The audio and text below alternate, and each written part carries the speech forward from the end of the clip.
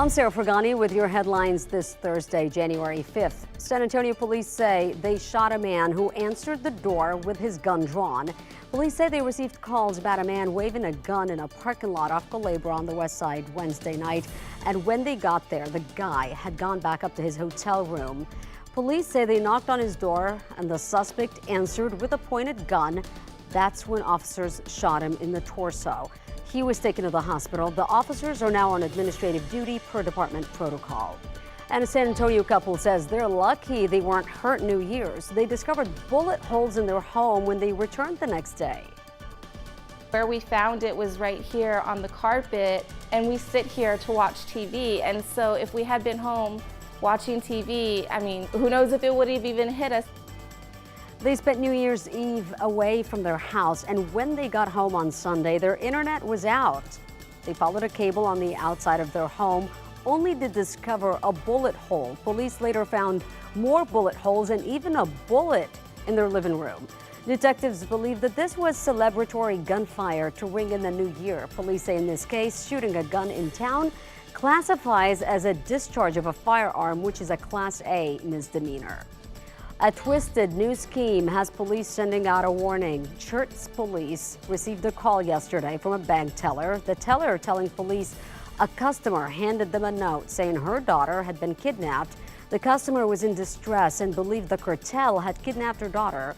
While investigating that incident, a second person received a similar phone call, flagging down officers for help.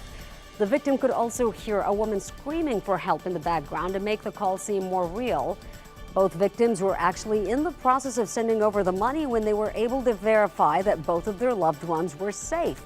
Chert's police now say the schemers will demand their victims stay on the line because this prevents victims from calling police.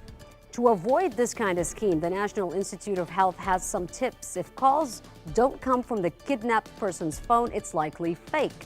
Also, try to slow down the situation while attempting to call, text, or contacting the alleged victim, and try using social media or another phone to get in touch with them.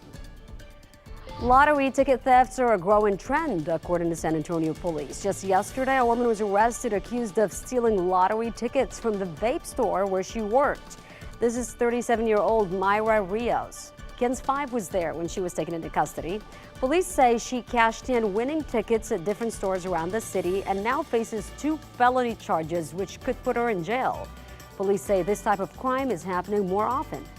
We have seen recently cases where suspects are taking lottery bundles, either in burglaries, robberies.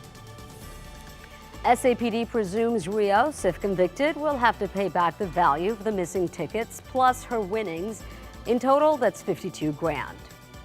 A Bexar County Sheriff's cadet is arrested after reportedly choking his girlfriend. Deputies were called out to Culebra Road for an assault involving Ricardo Gutierrez. His girlfriend told deputies that he became upset after she told him she wanted to go back to her hometown. Gutierrez allegedly choked his girlfriend until she couldn't breathe. Then he left for work. His bond was set at $15,000.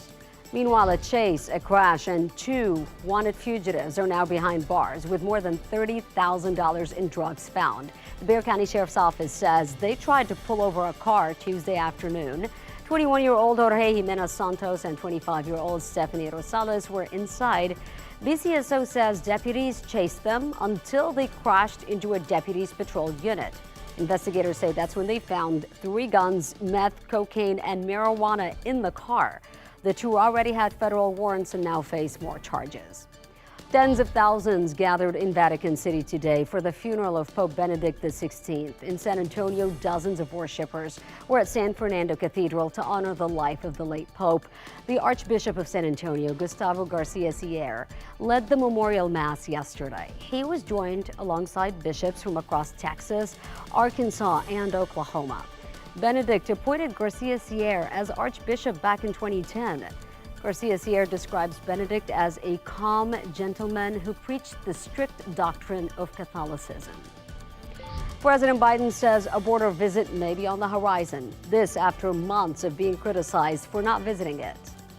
Going to be within the border when you head down to Mexico? That's my intention. We're working out the details now. The president is traveling to Mexico City next Monday for the North American Leaders Summit, but hasn't nailed down a day to visit border communities. This would be the first time he's visited the border since taking office. One of the most vocal critics is Governor Abbott, repeatedly saying President Biden has been too soft on border enforcement. Texas Attorney General Ken Paxton says the state has entered into a $43 million settlement with e-cigarette company Juul for deceptive trade practices. This is all part of a $434 million resolution between Juul Labs and 33 states. The settlement includes strong marketing, sales, and distribution restrictions, including a prohibition on marketing that targets youth. Signs of recovery, encouraging news on Damar Hamlin. The Buffalo Bills say he is now showing some improvement. The NFL safety went into cardiac arrest Monday night. The Bills sent out a statement saying Hamlin is expected to remain under intensive care, and his family said he still has damage to his lungs, but they're happy to see his condition move in a positive direction. Meanwhile, the NFL's chief medical officer says the league is now investigating every possible cause to Hamlin's cardiac arrest. As for today's forecast, meteorologist Paul Morales. It's going to be a beautiful day today. Lots of sunshine. A little cool this morning, but later this afternoon, high at about 75. And this evening, not bad. Temperatures in the 60s at 7 and 10 p.m. We're in the 50s. Hard to believe that's January weather. It's beautiful, though. Thank you, Paul. And that is KENS 5 News Now. Thanks so much for joining me. I'm Sarah Pagani. I'll see you tomorrow.